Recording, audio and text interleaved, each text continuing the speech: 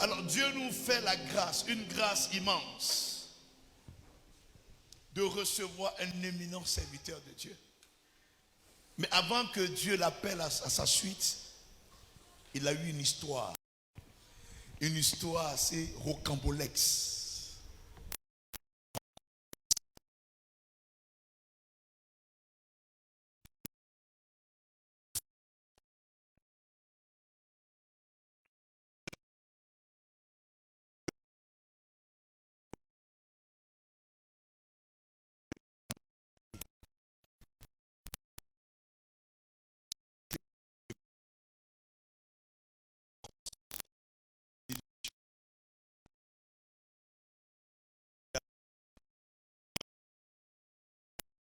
Dieu est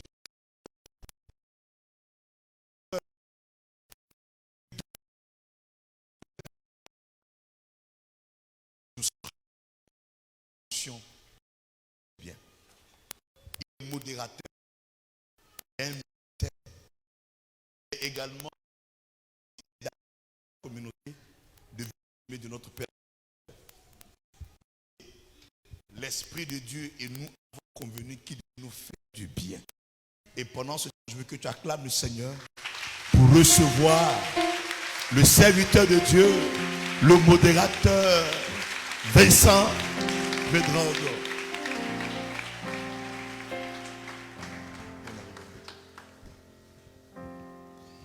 Nous nous recommandons à la Vierge Marie.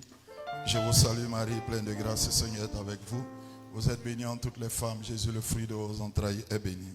Sainte Marie, Mère de Dieu, priez pour nous pauvres pécheurs, maintenant et à l'heure de notre mort. Amen. Gloire au Père, au Fils et au Saint-Esprit.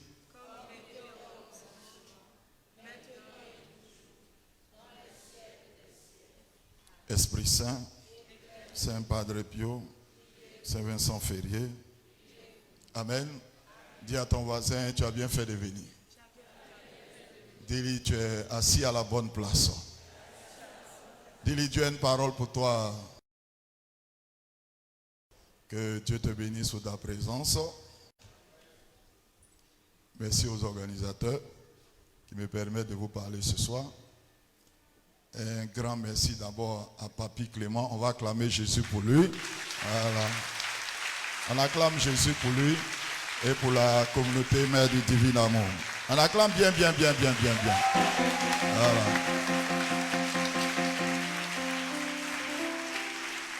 Amen. Parce que je dois une reconnaissance à la communauté. C'est pourquoi si la communauté m'invite, je ne peux jamais refuser. Dès qu'il siffle, je dis, je joue en même temps. Amen. Parce que j'ai fait la prison, mais quand je suis sorti de la prison, c'est vrai que dans la pratique, j'ai été formé par le renouveau, mais la communauté qui m'a vraiment formé sur le plan spirituel, c'est la communauté mère. Donc on peut acclamer Jésus pour la communauté mère du divin amour. Amen. Mon point, ça serait, je vais prendre petit d'abord témoignage, après je vais parler des vices des jeunes, puisque c'est un programme de jeunes, et puis comment un jeune peut éviter ces vices-là. 30 minutes. Voilà. Donc, je vais me débrouiller pour finir.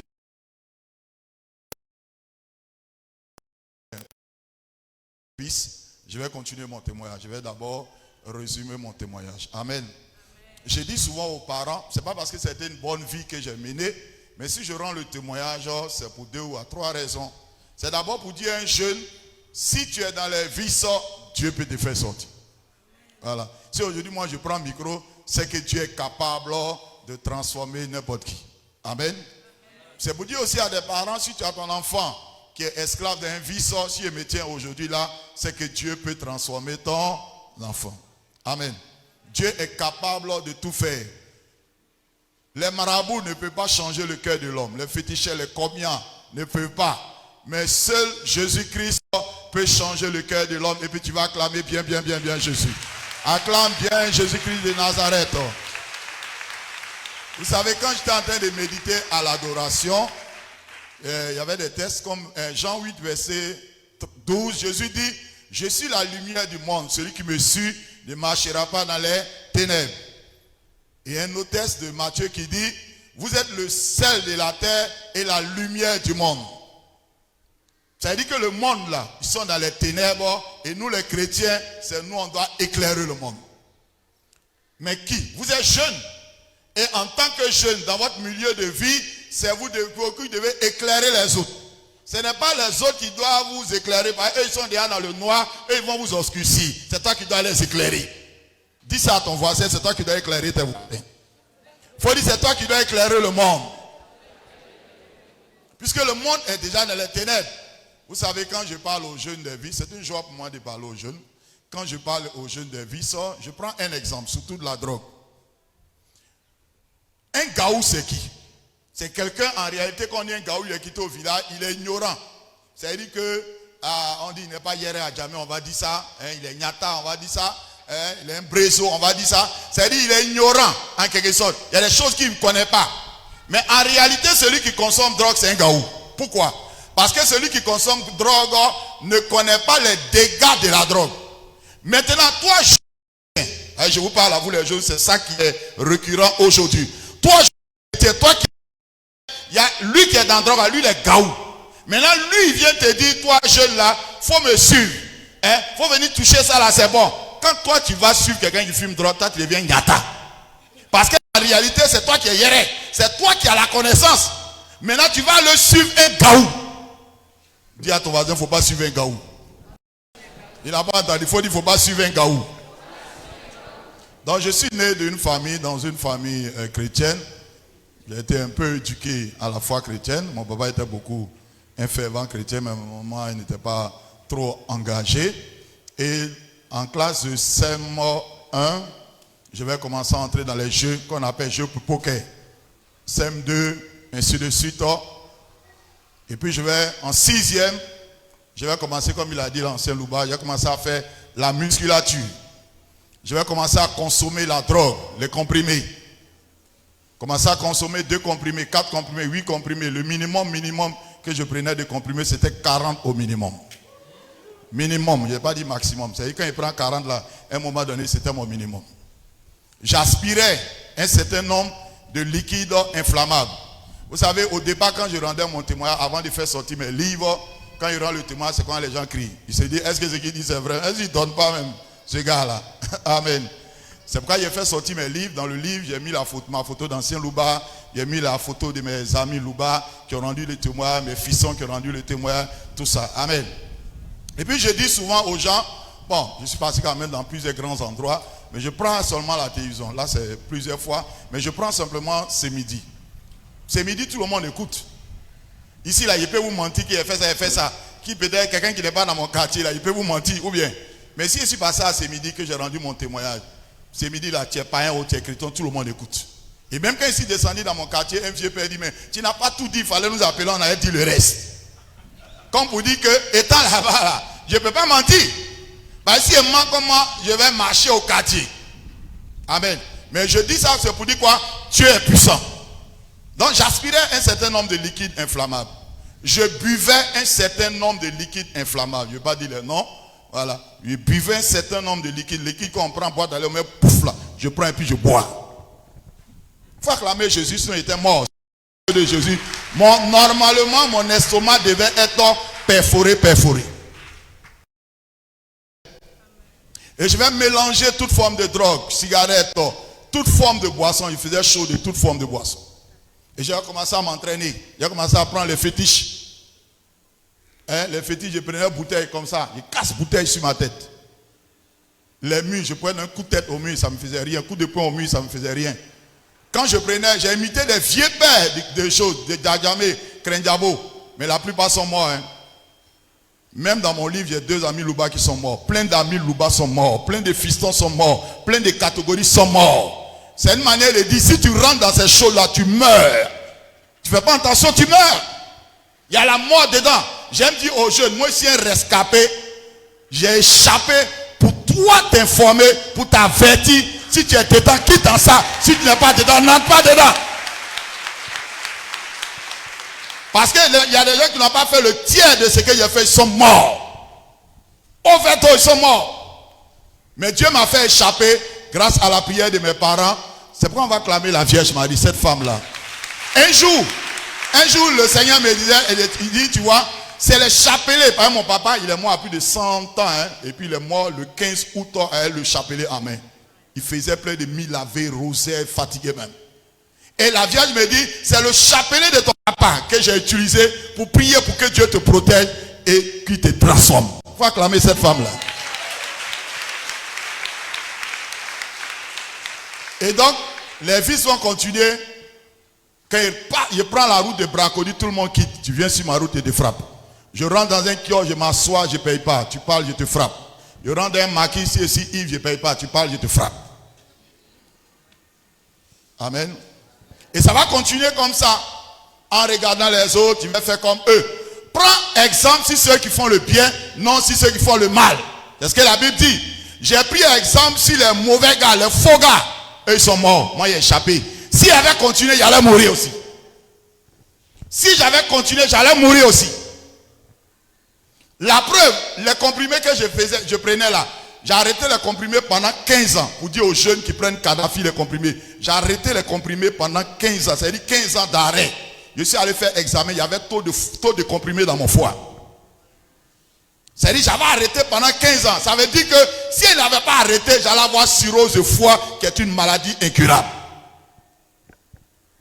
Et à un moment donné, j'ai commencé à devenir comme un fou. Je bavais. Je pouvais parler seul. Je vois quelqu'un, mon fils aimant, j'ai dit Joseph. Parce que la drogue dérange le cerveau. Amen. Et c'est ça l'on prend pour vous blaguer aujourd'hui. Et donc ça va continuer, c'est quoi? Prison. Là-bas, j'ai fait tous les commissariats d'Adjamé, Central, Parquet, et puis après, la Maca. J'ai fait 1 an à la Maca. Et c'est à la Maca que je vais faire la véritable rencontre de notre Seigneur Jésus. Et c'est là que Dieu va me toucher dans cette prison-là. Et maintenant, à ma sortie, je vais m'engager, je vais aller au renouveau d'abord. Au renouveau, j'ai trouvé que le renouveau fait trop de bruit. Maintenant, c'est quand il est venu à la communauté, mais que le bruit là, il va accepter. Et puis après, il est retourné au renouveau. Mais peut-être que le bruit là, était chargé de l'onction, ça connaît ça, il a accepté. Alléluia. Voilà. J'ai dit merci au passage à mon papa Mathias Marie, parce que c'est vraiment dans son ministère que j'ai été beaucoup formé. Quand les divines amours, je parle d'abord de papa Clément, parce qu'il a dit 2 choses qui m'ont marqué dans le début de ma conversion, papy Clément. Il dit, ne lutte pas pour sortir des vices, lutte pour prier, Dieu te donnera la force de sortir des vices.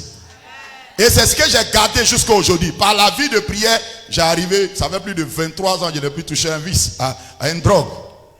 Voilà. Ça fait plus de 23, ça fait plus de 10 ans, même demi-verre de bière, je ne bois pas. Touche pas à l'alcool. Tous ces bagarres là, ça fait plus de 20 ans, mon coup de poing n'est jamais sorti sur quelqu'un. Et il a dit une autre chose, c'est pas parce que souvent les vices, il n'y a pas de plaisir. Il dit il y a de plaisir, c'est des choses qu'il a retenues depuis 2001. C'est moi quand il m'a fréquenté à ma communauté, c'est 2 ans de fréquentation, mais il est fréquenté à fond même. Il dit, c'est pas parce que souvent il n'y a pas de plaisir dedans, mais il y a la mort dedans, ça cause qu'on ne rentre pas dedans. Donc toi jeune, il ne faut pas regarder les vices là que peut-être, il peut y avoir quelque chose dedans, mais derrière ça, il y a la mort. Je vais vous donner une image. On prend un sirop de menthe là, menthe au lait, c'est pas ça? Dans menthe au lait là, on met poison dedans. Maintenant toi jeune là, tu veux boire menthe au lait là, mais sans boire poison. Est-ce que c'est possible? C'est la même chose comme la drogue. Amen. Donc j'ai fait 1 an de prison, je suis sorti, Dieu a changé ma vie. Donc j'ai fait les jeunes qui croyaient qu'on ne peut pas se maîtriser sexuellement. Moi, je dormais chez les prostituées. Tous les jours, je dormais chez les prostituées. J'avais plein, nous les loubas, les prostituées, maintenant on a fait. Bon, quand il était louba, il n'a pas dit nous les loubas, anciens loubas. Voilà. Donc, c'est là-bas, je dormais tous les jours. Mais quand Dieu m'a touché, et que je suis venu fréquenter la communauté, j'ai fait 6 à 7 ans sans rapport sexuel, sans embrasser une femme jusqu'au mariage. Tu peux acclamer Jésus. Et voici mon épouse, ça fait 15 ans de mariage à l'église catholique. Alors tu peux acclamer Jésus aussi pour ça. Elle-même, elle est courant de mon témoin parce qu'elle m'appelait le fou, le zinzin. Je jouais dans le jeu de poker, quand elle venait, elle ne nous saluait pas. Parce qu'elle était imprévisible, si tu salues, mais je peux te frapper. Et donc, quand je venais comme ça, et puis elle aussi, elle venait comme ça, voici la sortie, elle a oublié de s'arrêter là-bas, moi je sors avant qu'elle revienne ici. Parce que j'étais imprévisible. Alléluia. Amen. Bon, ça, c'est un petit résumé du témoignage. Le témoignage, c'est tellement beaucoup. Comme c'est 30 minutes, on va se débrouiller. Les vices des jeunes d'aujourd'hui. Je vais prendre à partir des 10 commandements. Voilà. Et puis l'exhortation, nous on a un centre à Djamé, on s'occupe d'eux, on est avec eux, on voit. Moi-même j'étais dedans. Et puis je me suis formé, j'ai eu des diplômes dans le sens de l'alcool, drogue, alcool, tout ça. Amen. Donc je peux bien vous parler. Quels sont les vices des jeunes? On prend à partir des 10 commandements. Premier commandement, tu vas adorer Dieu seul. Tu ne vas pas adorer d'autres dieux. Qu'est-ce que d'autres jeunes font aujourd'hui? Ils vont faire du zamou. Ils vont aller dans les sectes ésotériques. Mais si tu restes dans les sectes, ça ne va pas t'arranger. Tu peux avoir l'argent, mais derrière l'argent là, comme il a dit, c'est empoisonné. Les jeunes vont où ça? Chez des marabouts aujourd'hui. Ça, c'est ce qui concerne l'idolâtrie. L'idolâtrie, c'est adorer la créature au lieu du créateur. Qu'est-ce qui a pris la place de Dieu même dans le cœur des jeunes? Souvent, Internet a pris la place de Dieu dans ton cœur. C'est pas que l'Internet est mauvais. Aller sur les écrans, c'est mauvais. Mais si l'écran t'empêche d'étudier, c'est mauvais. Si ça t'empêche d'aller à l'école, c'est mauvais. Si ça t'empêche de prier Dieu, c'est mauvais. Ça prend la place de Dieu. Deuxième groupe de péchés aujourd'hui, vice des jeunes. Un vice, c'est une disposition habituelle à faire le mal. Le contexte, c'est vertu, disposition habituelle à faire le bien. Deuxième groupe, ce sont les péchés de meurtre. Tu ne tueras pas. Et dans le catéchisme de l'église catholique, là où on parle de tu ne tueras pas, c'est la partie là quand on parle de la drogue. Cigarette, c'est une drogue. Toi, un jeune, tu vas fumer, tu vas dire je fume pour un choco. Mais cigarette provoque beaucoup de dégâts. Quand je me suis formé, je me suis rendu compte avec les spécialistes que cigarette rend impuissant. Dis ça à ton voisin, cigarette rend impuissant. Maintenant, toi, un jeune, tu vas fumer cigarette et puis tu deviens impuissant. Tu as dit que moi aussi un jaune choco. Mais après, ça ne décolle plus. Il y a des gens qui vont dire qu'on pousse démarrer. Voiture automatique, on ne pousse pas pour démarrer. Il y a des moments quand la cigarette a tué là, c'est mort. L'alcool, les jeunes font aujourd'hui le show. Si tu bois un peu, c'est pas mauvais. Mais quand tu fais le show, ça te détruit. Pourquoi? Regardez, quand un enfant, un jeune consomme l'alcool, plus le taux d'alcool est beaucoup, l'organisme ne peut pas digérer l'alcool. Donc qu'est-ce qui se passe? Le Saint-Esprit me donnait une image. Il dit par exemple, s'il y a le feu qui brûle ici, et puis je prends ma propre main pour éteindre le feu, qu'est-ce qui va se passer? Ma main va se brûler. Donc quand tu bois petit, de manière modérée, comme la Bible dit, ça veut dire que le foie peut éliminer ça. Mais quand tu fais le chaud et que c'est beaucoup dans ton corps, ça veut dire que ton foie ne peut pas éliminer. Donc le foie va chercher à détruire l'alcool, le foie se détruit en même temps. Les reins là vont chercher à détruire l'alcool, les reins se détruisent en même temps. Le pancréas va chercher à détruire l'alcool, le pancréas se détruit en même temps. Mais souvent c'est pas automatique. Mais c'est au fur et à mesure que tu fais le chaud, tu dis moi c'est un jeune, choco, je fais le chaud. Un moment donné, tu dis d'avoir une insuffisance rénale. Après c'est quoi? Les autres formes de drogue, les comprimés. Mais quand tu apprends à te comprimer et puis tu piques. Moi j'ai échappé à la mort, je ne peux pas. Si je vais vous témoigner, rendre témoignage de comment j'ai échappé à la mort à cause des doses. J'ai failli mourir tellement de fois. Si ce n'était pas à cause de j'étais mort il y a longtemps. Mais à cause de quoi? Drogue. Parce que quand tu prends la drogue, tu deviens inconscient.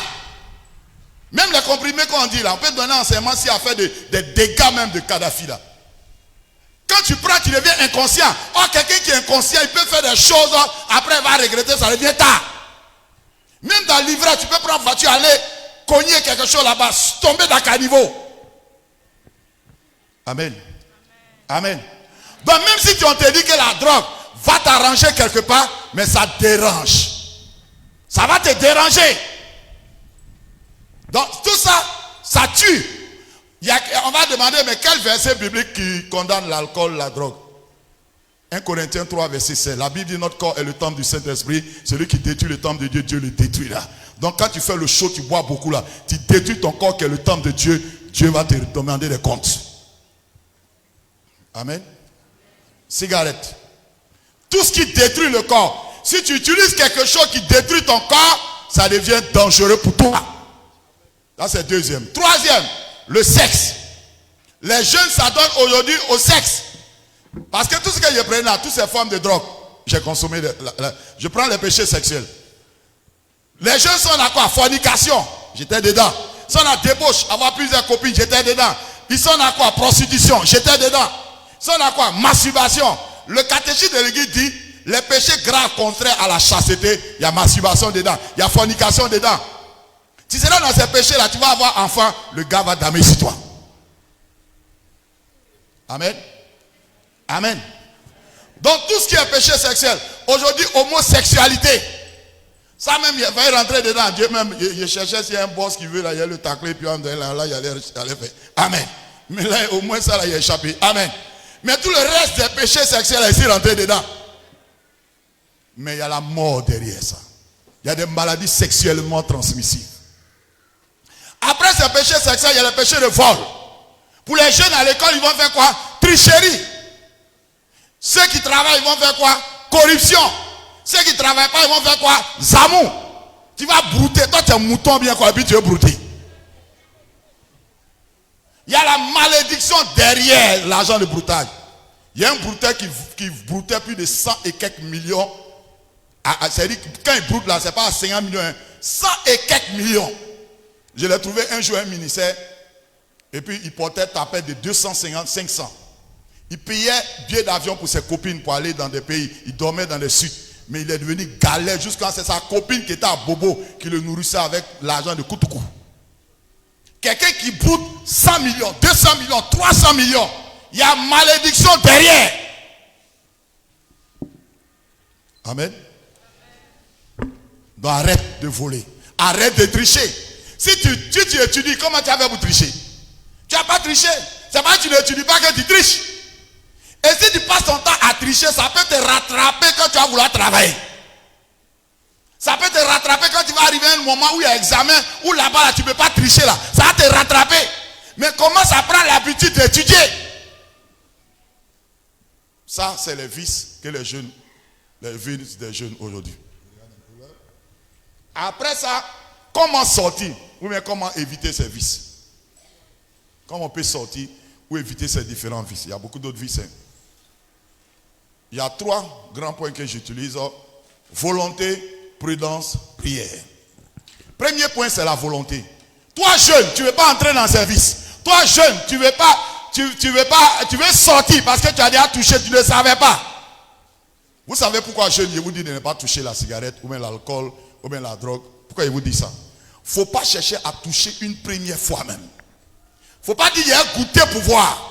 Parce qu'on est avec les jeunes. Beaucoup de jeunes entrent dans la drogue à cause de quoi? Curiosité. J'ai goûté, je vais essayer voir. Petit, s'il y a le feu, il dit mets ta main dans le feu. Tu as essayé voir, tu vas mettre. Donc si il te dit aussi, il ne faut pas toucher à la drogue, il ne faut pas essayer. Pourquoi? Dans la cigarette, il y a une matière qu'on appelle nicotine. C'est la nicotine qui crée la dépendance. Donc quand toi jeune, tu essayes la nicotine, non? Tu essayes la cigarette, non? La nicotine va arriver dans ton cerveau et à un moment donné, le cerveau va réclamer la nicotine et tu seras dépendant, tu ne pourras plus t'en sortir. Il y a beaucoup de jeunes qui sont entrés dedans. Au début, ils ne voulaient pas rester. Ils sont entrés dedans et puis en même temps, ils ne peuvent plus sortir. Ça, c'est la nicotine, le cannabis. Dans le cannabis, il y a ce qu'on appelle THC.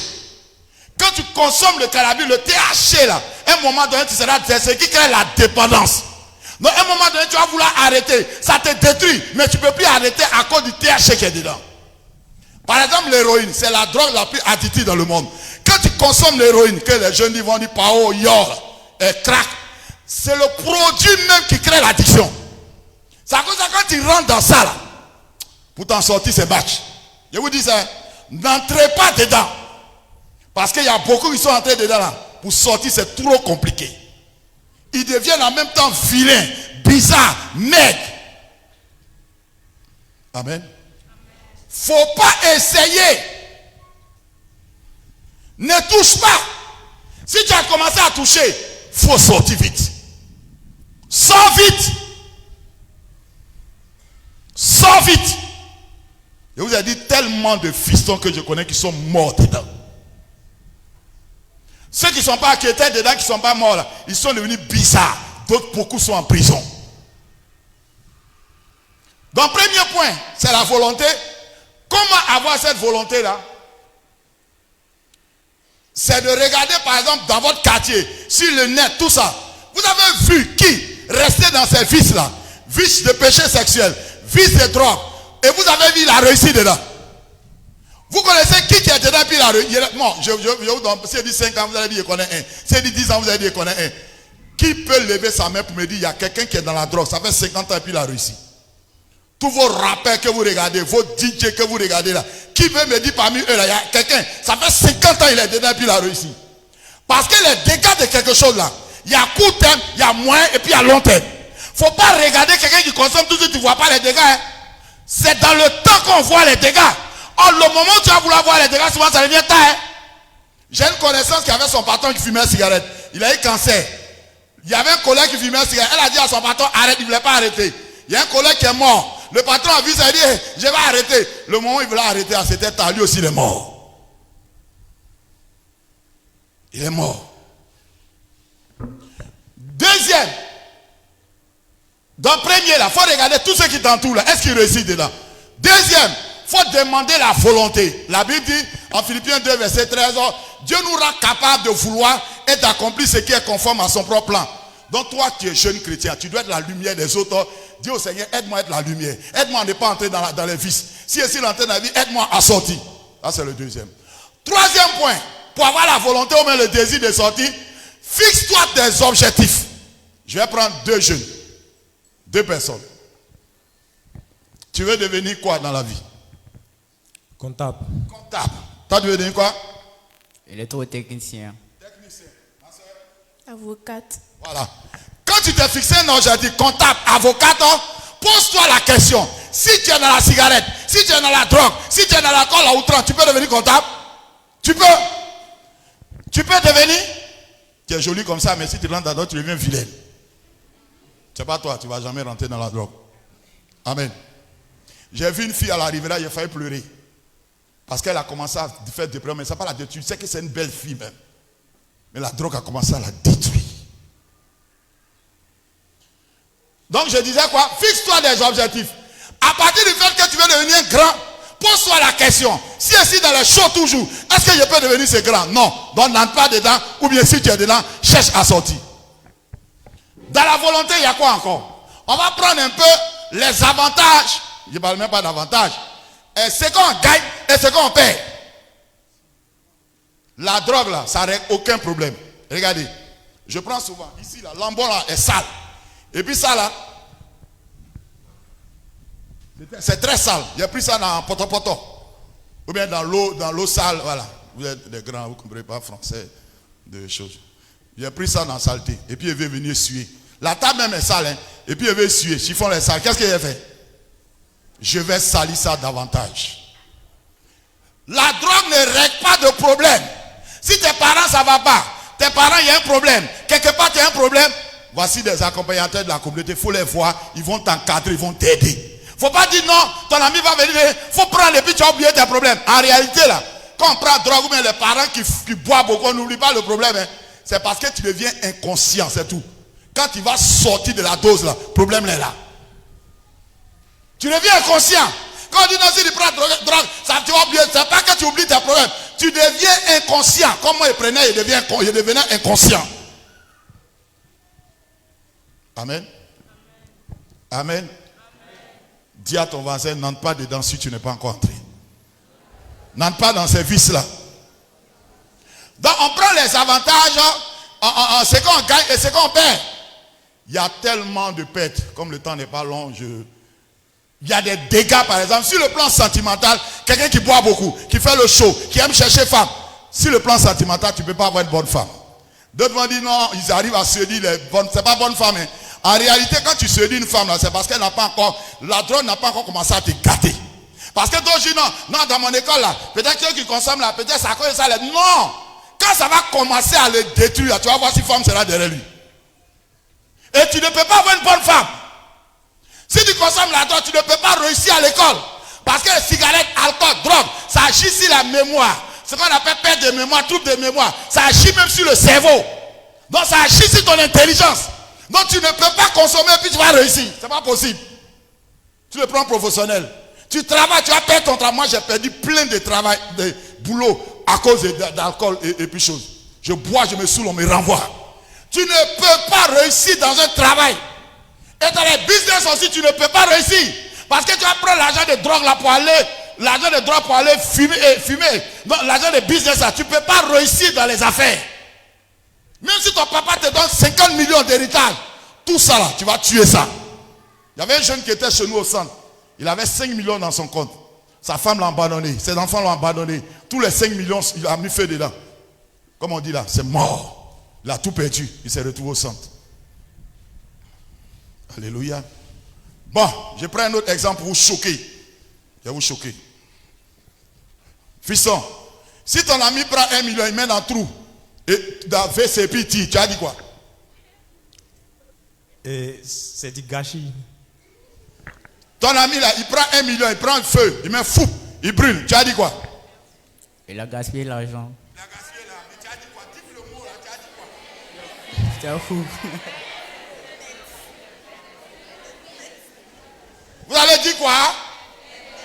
D'accord. C'est pas moi qui ai dit, hein, c'est vous-même qui avez dit non. D'accord. Le Saint-Esprit m'a montré que quelqu'un qui prend drogue, il est plus grave. Parce que quelqu'un qui a brûlé l'argent, c'est pas bon. Vous dites qu'il est bête, mais il ne tombe pas malade. Quelqu'un qui a jeté l'argent dans le WC, vous dites qu'il est bête, mais il ne tombe pas malade.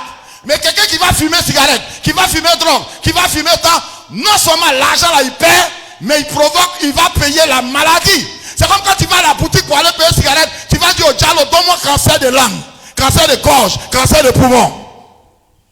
Ça veut dire que toi là, tu es plus grave que quelqu'un qui brûle l'argent. Parce qu'en réalité, quand tu vas fumer drogue là, est-ce que le dealer va te donner l'argent après? Le fantôme va te donner là. C'est-à-dire que l'argent tu as acheté, mais tu allais payer ta propre maladie. Tu as payé ta propre maladie. Et je connais. Il y a d'autres que j'ai connus qui n'ont pas voulu écouter. D'autres sont morts.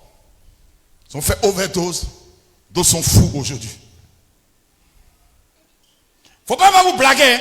On vous dit non, si tu prends un comprimé, si tu fumes, si tu manges beaucoup, ça ne te détruit pas. Non. Mais regardez, quand tu fumes là, ça passe où? Quand tu manges, ça passe où? C'est même pas le même circuit. Alléluia. Alléluia. Les dégâts, il y en a trop. Si c'est les maladies, je vais citer, il y en a tellement de maladies à cause de cigarettes, alcool. Ça, c'est la volonté. Deuxième, la prudence. Quelqu'un qui ne veut pas aller dans les vices que j'ai cités, quelqu'un qui veut sortir, il doit être prudent. Les 4 vertus cardinales, il y a la prudence dedans. Jésus va dire, soyez prudents comme des serpents. Paul va dire, sois prudent en toutes choses. Le texte de Proverbe va dire, que prudent et discernement ne s'éloignent pas de tes yeux. Un jeune prudent, c'est quel jeune? C'est un jeune qui arrête de marcher avec les mauvais amis. 1 Corinthiens 15, verset 33 dit, les mauvaises compagnies corrompent les bonnes mœurs. Proverbe 1, verset 10 et 15, il dit, si des amis mauvais veulent t'entraîner, n'accepte pas, ne marche pas à eux. Regarde, lève-toi. Ton ami qui consomme cigarette ou drogue, va là-bas, et puis viens. Quand je le vois à distance, qu'est-ce que je dois faire? Avance. Oh, ça va? Je suis parti. Faut pas t'arrêter avec lui pour faire causerie. Faut pas causer à lui. Parce qu'il va déteindre sur toi. C'est un ami qui m'a mis dans faire le comprimé là. J'ai pris 2. Je pensais que ça allait m'arranger. Mais en fin de compte, ça m'a détruit. 1, les mauvais amis. 2, les mauvais lieux. Attends, toi tu ne veux pas fumer. Tu ne veux pas entrer dans le péché sexuel. Tu ne veux pas aller dans le broutage. Et puis tu marches à un brouteur. Amen. Il faut quitter les mauvais lieux. Oh, regardez, il y a des anniversaires aujourd'hui, on dit c'est parti, réussi parti. Toi-même tu sais que là-bas, là, vous savez que les jeunes là, ils mélangent, même gâteau là, ils prennent gâteau, ils mettent drogue dedans et puis ils fabriquent une drogue. Hein. Vous connaissez ça non? C'est à cause de ça que je vous dis, vous tous là, il ne faut pas aller boire sucrerie de ton camarade. Il ne faut pas aller boire nyamakou bizarre de ton camarade. Parce que toi, peut-être tu ne fumes pas. Tu ne bois pas, tu ne prends pas de comprimés. Mais ton ami va mettre les comprimés dedans pour te donner. Il y a un qui a mis dans... Son ami a pris son comment on appelle là? Orangina. Lui, il ne savait pas. Quand il a bu Orangina, il est mort. Parce qu'il y avait drogue dedans. Oh, lui, il n'était pas habitué. Il a fait overdose, il est mort. Il a fait overdose, il est mort. Surtout pour les jeunes filles. Tu vas aller dans, c'est l'anniversaire de ma camarade. Si dans l'anniversaire de ta camarade, il y a des gens qui sont un peu bizarres, il ne faut pas aller là-bas. Parce qu'ils peuvent te donner ça. Il y a des drogues qui font dormir. Tu vas dormir, ils vont te violer. Amen. Amen. Les mauvais lieux. Troisième, les mauvaises musiques et les mauvais films. Toi, tu es un chrétien, tu regardes les choses. La Bible dit l'œil est la lumière du corps. Quand ton œil est mauvais, ton œil est dans les ténèbres. Mais quand on dit l'œil est mauvais, c'est quoi? C'est pas glaucome, c'est pas maladie des yeux. Hein. Quand tu regardes les mauvaises choses, ça va déteindre sur toi. Amen. Quatrième, dans la prudence, il faut éviter d'être oisif. Évite d'être oisif, quelqu'un qui fait rien. Alléluia. Dans la prudence encore, qu'est-ce qu'il faut faire? Ceux qui ont déjà touché alcool, tout ça là, je vais m'adresser à eux. Les objets que tu prends pour consommer là, il faut jeter ça. Il y a d'autres qui se disent, je peux gérer la drogue. Hey, petit, tu peux gérer. Toi, tu as fabriqué d'autres. Tu connais qui a fabriqué? Tu as dit c'est naturel. Même quand c'est naturel là, les vendeurs de drogue là, ils prennent des précurseurs qu'ils mettent dedans pour mélanger. C'est pour te tuer, même pour te rendre actif. Il ne faut pas entrer dans ça. Si 100 vendeurs de drogue, si c'est trop, il y a 5 ou 10 qui fument eux-mêmes. Si 100 vendeurs de drogue, pourquoi lui-même il ne fume pas? Parce qu'il sait que c'est dangereux. Même les Mauritaniens, vous voyez combien de Mauritaniens fument cigarette? Excusez-moi, il ne devait pas dire le nom. Amen. Mais les vendeurs de cigarettes là, vous connaissez combien de vendeurs de cigarettes fument cigarettes? Vous connaissez combien? Et même ils ne fument pas. Quelqu'un ne fume pas sa chose, et puis il te donne temps de fumer. Tu es un gaou, tu es un nyata, tu es un brézo même. Troisième grand point pour terminer, c'est la prière. Si tu ne pries pas, toi jeune, tu ne peux pas tenir. Le maître Jésus, le grand, le maître dit quoi? Je vous ai dit ce que Papy Clément a dit depuis le début que j'ai retenu. Il dit, ne lutte pas pour sortir des vices, mais lutte pour prier, Dieu te donnera la grâce. J'ai retenu ça. Lutte pour prier. Tu es jeune, tu n'as pas besoin de prier comme les serviteurs. Même si c'est une dizaine matin, le soir, les parents, priez avec vos enfants. Dans la semaine là, priez avec eux. Méditez la parole avec eux. Vous me faites des recherches, parlez des choses avec eux. Méditez la parole. Sans la prière, toi jeune, tu ne peux rien. Jésus même, le grand-mère dit, priez afin de ne pas tomber dans la tentation. Moi, ma force c'est quoi? C'est que je reconnais que je suis fait. Même jusqu'à aujourd'hui, je suis fait. Donc ma force, c'est la prière. C'est la prière. Alléluia. Donc prière sur toutes ses formes. Il reste combien de minutes? C'est fini. D'accord. La prière. Il faut prier. Prie avant d'aller à l'école, prie avant d'étudier, prie avant de bosser, prie avant de faire un devoir. Partout, prie. Paul dit prier sans cesse, jeune. Je vous ai dit dès le départ, vous êtes la lumière du monde. C'est vous qui voulez éclairer les autres qui trichent. Tu dis, toi, quand il te regarde, tu le regardes, mais tu ne triches pas, mais tu as les meilleures notes. Et la bénédiction de Dieu est sur toi. L'onction de Dieu est sur toi. Alléluia. Amen. Bon. On dit fini à 20, il reste 10 minutes. J'ai prié un peu pour vous. Mais je prends 2 questions. Même si ce n'est pas la chose.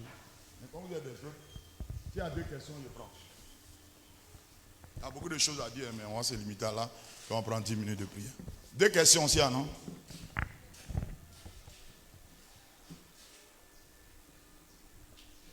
Une autre image avant que je prie un peu pour vous. Le pêcheur, on dit pêcheur, c'est ça non? Il va à la pêche avec un hameçon. À la tête de la maison là, il y a vers de terre. Quand le poisson voit boire de terre, il voit ça en dabali, en graïa, en nourriture. C'est pas ça? Ou bien quand le poisson là voit vers de terre, il voit ça en quoi? En manger, non? Mais quand il prend vers de terre là, qu'est-ce qui se passe? Derrière vers de terre, il y a quoi? Il y a quoi? Il y a quoi? Et puis derrière la maison, il y a quoi? Il y a ça quoi? Il y a sa mort.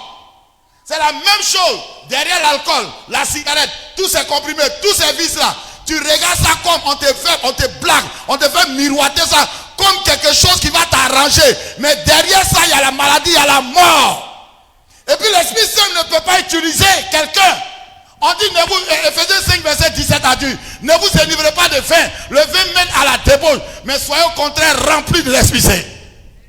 Si on a une société qui fume la drogue, cette société va aller où? Mais pour que cette société change, ça doit commencer par toi et moi, chrétiens, jeunes chrétiens.